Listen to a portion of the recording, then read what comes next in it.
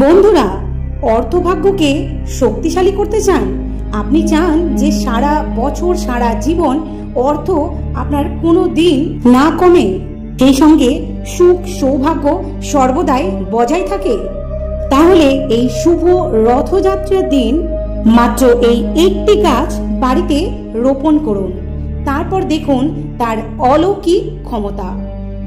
নমস্কার বন্ধুরা, লক্ষ্মীপ্রিয়াস daily blog চ্যানেলের আরও একটি ভিডিওতে আপনাদের সকলকে জানাই স্বাগত। আশা করি আপনারা সকলে ভালো আছেন এবং সুস্থ আছেন। জয় শ্রীকৃষ্ণ, রাধে রাধে। ওম নমো ভগবতে বাসুদেবায় নমো নমঃ। তো বন্ধুরা, আমরা সকলেই জানি যে টাকা গাছে ফলে না, কিন্তু স্বয়ং ভগবান পরমেশ্বর শ্রীকৃষ্ণ বলেছেন, যদি কোনো ব্যক্তি এই শুভ রথযাত্রার দিন, পবিত্র রথযাত্রার সময় এই গাছ বাড়িতে রোপণ করতে পারেন বা লাগাতে পারেন, সেই ব্যক্তির জীবনে সুখ শান্তি সমৃদ্ধিতে উত্তরোত্তর বৃদ্ধি পেতে থাকবে।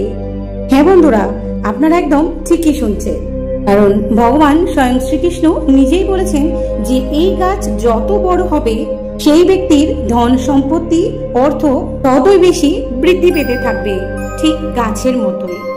এবং সেই গৃহে মা লক্ষ্মী চিরস্থিত হয়ে বিরাজ করবে। বন্ধুরা, এই পবিত্র রথযাত্রার দিন সনাতন ধর্মের মানুষের কাছে অত্যন্ত গুরুত্বপূর্ণ একটি দিন, আর এই দিনে বাড়িতে গাছ লাগানো অত্যন্ত শুভ বলে ধরে নেওয়া হয় ধর্মীয় শাস্ত্রে, এবং এটি মঙ্গলময় জীবনের একটি প্রতীক হিসেবেও ধরে নেওয়া হয়। তাই বন্ধুরা, এই রথযাত্রার শুভ দিনে শুভক্ষণে পারলে একটি মাত্র চারা গাছ অবশ্যই লাগাবেন। বন্ধুরা, আমরা সকলেই জানি এমন কিছু গাছ রয়েছে যা অর্থকে এবং অর্থভাগ্যকে আকৃষ্ট করে তোলে, এবং মা লক্ষ্মীর প্রতি সেই গাছগুলি থেকে যে কোনো একটি গাছ আপনারা যদি আপনাদের ঠিক সঠিক জায়গায় লাগাতে পারেন, তাহলে দেখবেন মা লক্ষ্মীর আশীর্বাদে আপনার পরিবার থেকে সমস্ত রকমের বাধা এবং বাস্তুদোষ দূর হবে, এবং পরিবারে সুখ সমৃদ্ধি শান্তি বজায় থাকবে, এবং অর্থ যেখান থেকে হোক না কেন আপনার কাছে আসবেই আসবে। আর এই বছর পবিত্র রথযাত্রা পড়েছে 27শে জুন 2025 শুক্রবার। আর এই বিশেষ দিনে আপনারা 5টি গাছের মধ্যে যে কোনো একটি গাছ আপনি আপনার বাড়িতে লাগাতে পারেন, এবং যদি সম্ভব হয় আপনারা আপনার বাড়িতে 5টি গাছও লাগাতে পারেন। এর ফলে আপনারা আপনাদের জীবনে অত্যন্ত ভালো ফল পাবেন। এই গাছগুলি এতটাই শুভ বলে ধরে নেওয়া হয়, এবং সেই সঙ্গে সৌভাগ্য প্রদানকারী। তো একই সঙ্গে বন্ধুরা, আমি জানাবো এই গাছ যদি আপনি রথযাত্রার দিন কোনো কারণবশত লাগাতে না পারেন, তাহলে সোজা রথ থেকে উল্টো রথের সময়কাল পর্যন্ত, অর্থাৎ সোজা রথ থেকে উল্টো রথের মধ্যে এই গাছ আপনারা এই কদিনের মধ্যে লাগাতে পারেন। এর ফলেও কিন্তু আপনাদের পরিবারে সুখ শান্তি সমৃদ্ধি সর্বদাই বজায় থাকবে, কখনোই অর্থের অভাব ঘটবে না। মা লক্ষ্মী মা অন্নপূর্ণা সর্বদাই আপনার সঙ্গে থাকবে।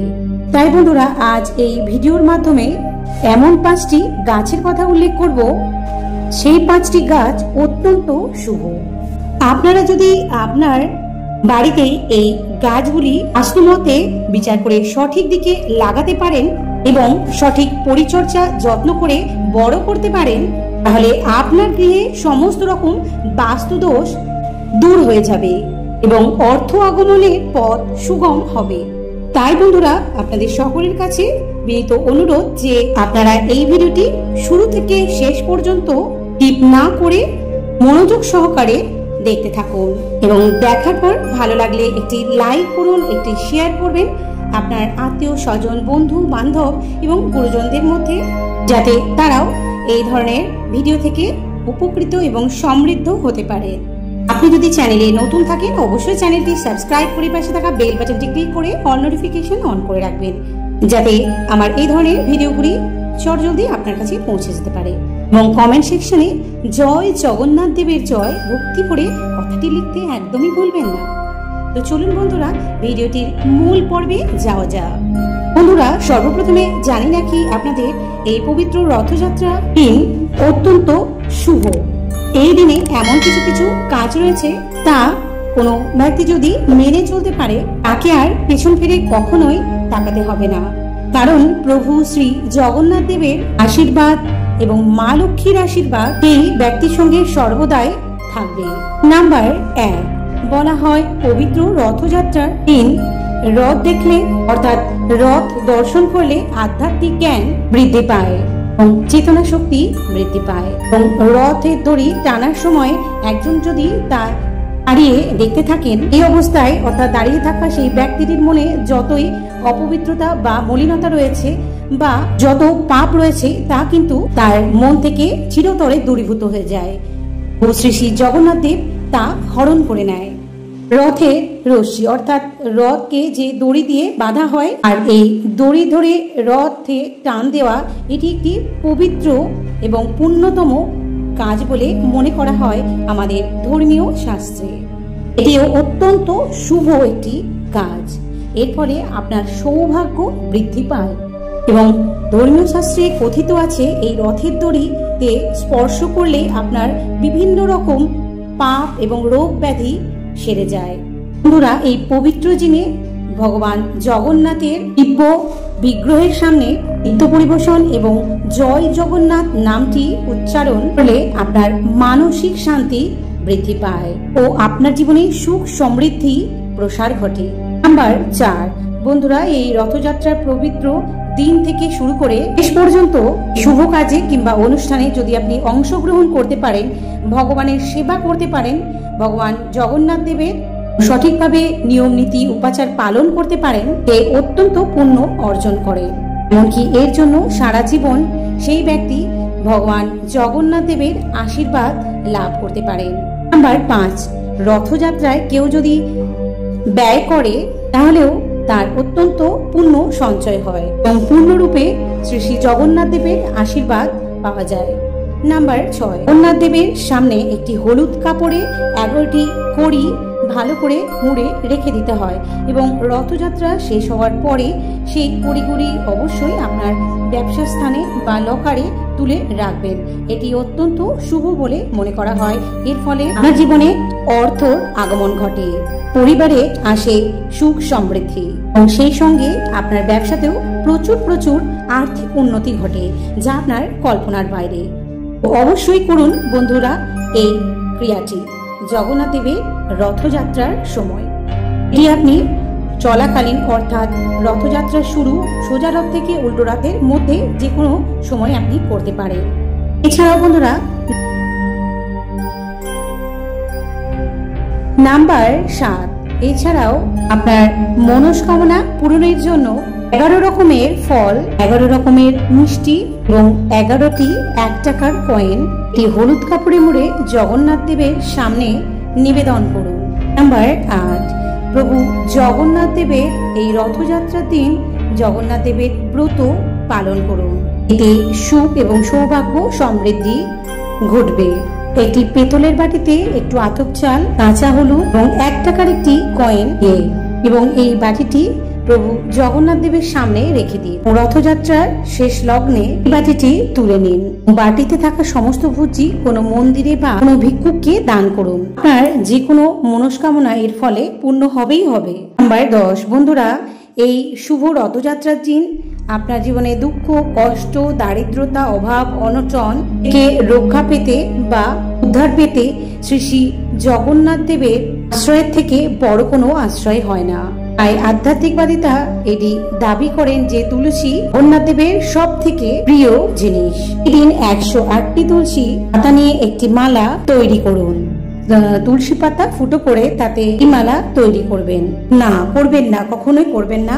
এটি যখন মালা তৈরি করবেন, তাই তুলসী পাতা যখন আপনি তুলবেন একটু তার বোঁটাটা রেখে দেবেন এবং সেগুলিতে ভালো করে সুতো বেঁধে বেঁধে তুলসীর মালা তৈরি করুন।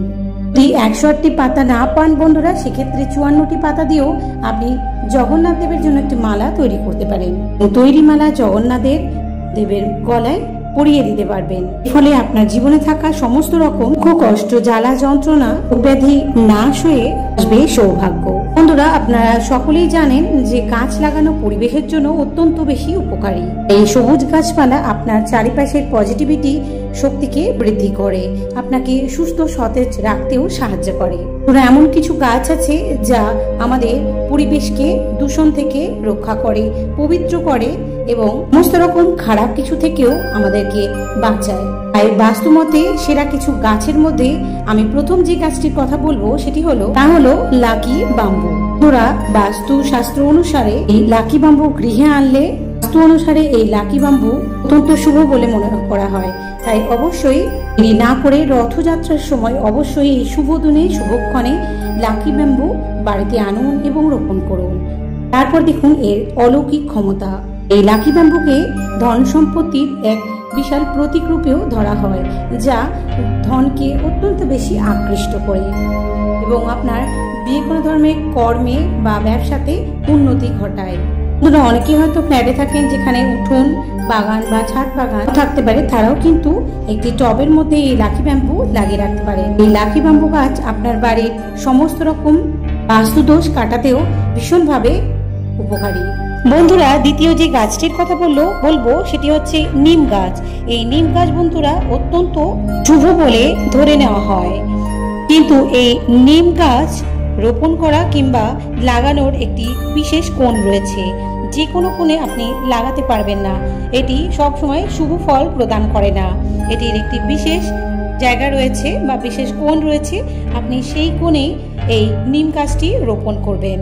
বাড়িতে নিম গাছ থাকলে যে কোনো ধরনের নেগেটিভিটি আপনার বাস্তুদোষ থেকে দূরীভূত হবে এবং আপনার যে কোনো কর্মে সফলতা পাবেন।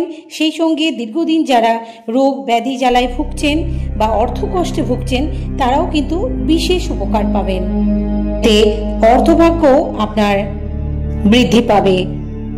তো বন্ধুরা, এই নিম গাছটি যে কোণে লাগাবেন সেটি হচ্ছে উত্তর পশ্চিম কোণ। এটি একমাত্র নিম গাছ লাগাবার সঠিক কোণ। এই কোণে নিম গাছ লাগালে শুভ ফল প্রদান করবে। আপনার বাড়ির সামনে যদি সদর দরজার কাছে কোনো উঠোন থাকে, সেখানে উত্তর পশ্চিম কোণে কিন্তু আপনি এই নিম গাছটি রোপণ করতে পারেন এই রথযাত্রার শুভ দিনে। এবং তৃতীয় গাছটির কথা বলবো সেটি হচ্ছে কলা গাছ। আর এই কলা গাছটি পবিত্র রথযাত্রার দিন বাড়িতে লাগানো সব থেকে শুভ বলে ধরে নেওয়া হয়। আমরা প্রত্যেকেই জানি যে বন্ধুরা, যে কোনো শুভ কাজে মাঙ্গলিক কাজে কিন্তু কলা পাতা বা কলা গাছ লাগে, এমনকি পুজোতেও লাগে। আর এই কলা গাছ রোপণ করা বাড়িতে এই রথযাত্রার পবিত্র দিনে অত্যন্ত শুভ বলে ধরে নেওয়া হয়। এর ফলে আপনার সৌভাগ্য বৃদ্ধি পাবে আর আপনি হয়ে উঠবেন প্রচুর অর্থের মালিক এবং সেই সঙ্গে আপনার যে কোনো কাজে আসবে সফলতা। কারণ এই কলা গাছ বাড়ির বাস্তুর জন্য সেরা ফল প্রদান করে, কারণ কলা গাছকে ভগবান বিষ্ণুর প্রতীক বলে মনে করা হয়। বন্ধুরা, এই কলা গাছ মনে রাখবেন আপনার বাড়ির উত্তর পূর্ব কোণে অর্থাৎ ঈশান কোণে রোপণ করার চেষ্টা করুন। এছাড়া বন্ধুরা, আপনারা সদর দরজার সামনেও এই গাছটি রোপণ করতে পারেন। এটি অত্যন্ত শুভ ফল প্রদান করে এবং সমস্ত রকম খারাপ কিছু থেকেও আপনাকে রক্ষা কবচের মতো রক্ষা করে।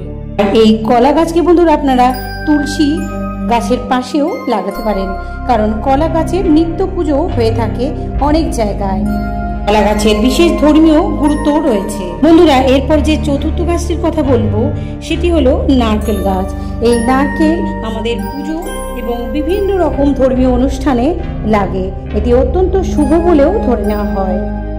এই বাড়িতে অবশ্যই এই শুভ রথযাত্রার দিন নারকেল গাছ রোপণ করুন। নারকেল গাছ লাগালে বাড়িতে লক্ষ্মী বৃদ্ধি পাবে এবং মা লক্ষ্মী সন্তুষ্ট হয়ে সর্বদাই আপনার বাড়িতে বিরাজমান থাকবে। আপনারা এই নারকেল গাছটি দক্ষিণ কিংবা পশ্চিম দিকে লাগাতে পারেন, এটি শুভ ফল প্রদান করবে। তো বন্ধুরা, এরপর যে গাছটির কথা বলবো পঞ্চমতম গাছটি, সেটি হলো অপরাজিতা ফুলের গাছ। বন্ধুরা, এই নীল অপরাজিতা ফুল কিংবা ফুলের গাছ বাড়িতে থাকা অত্যন্ত শুভ বলে মনে করা হয়। মনে রাখবেন বন্ধুরা, এই গাছটি যত দ্রুত বৃদ্ধি পাবে বা বাড়বে তত দ্রুতই আপনার ঘরে টাকা আসবে।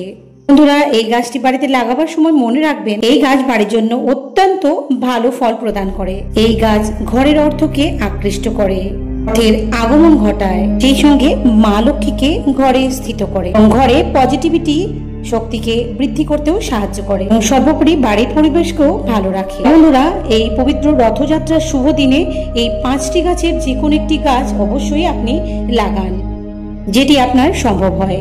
বন্ধুরা, ভিডিওটি আজ এই পর্যন্ত। আশা করি আপনাদের সকলে ভালো লেগেছে। সকলে ভালো থাকবেন। দেখা হবে আরেকটি ভিডিওর সাথে। জয় জগন্নাথ। ওম নমো ভগবতে বাসুদেবায়। নমো নমঃ।